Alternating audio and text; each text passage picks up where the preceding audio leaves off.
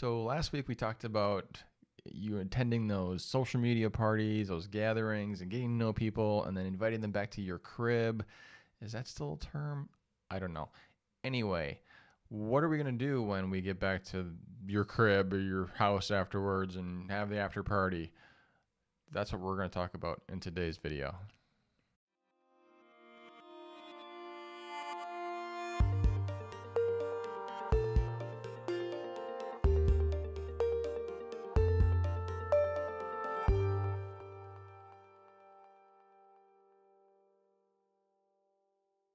So last week we talked about how social media is really just kind of a party where you meet people, you get to talk to people about things like music and connect, but you want them to come back to your place because parties don't last. Some do a little longer, like Facebook. Some MySpace, not so much, but we can't always rely on those platforms being there. So what do we do if the party doesn't last? So we want to make sure they know where to find us after the party. We give them our website address, our home address. We invite them back for an after party, come learn more about you, that sort of thing.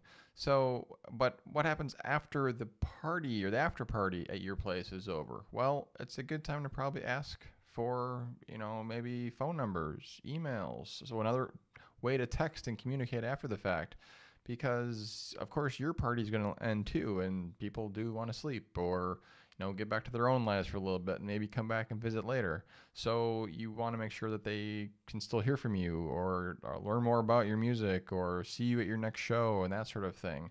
So what can you do with that? Well, you can ask them for their email address on your website. Sounds kind of like what happens after a party in real life, right?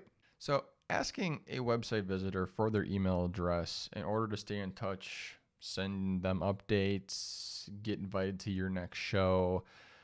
These are pretty human interactions in real life. A little bit salesy and people feel slimy asking for them online. So why is that different? It shouldn't be, right? So make sure when someone's visiting your website, they have the opportunity to put their email address in. Give them the option to subscribe to something for free because they may want to come back. They're like, I love this guy's tracks. I found him maybe on Spotify, Apple Music, someplace, but I also need to be able to hear directly from that artist because maybe I want to attend a live show and some of those platforms don't have that type of information. So make sure you're able to communicate with your fans who are willing to entrust you with their email, because the fact that they've given you their email means that they do trust you and they want to hear from you. So make sure you're providing valuable information.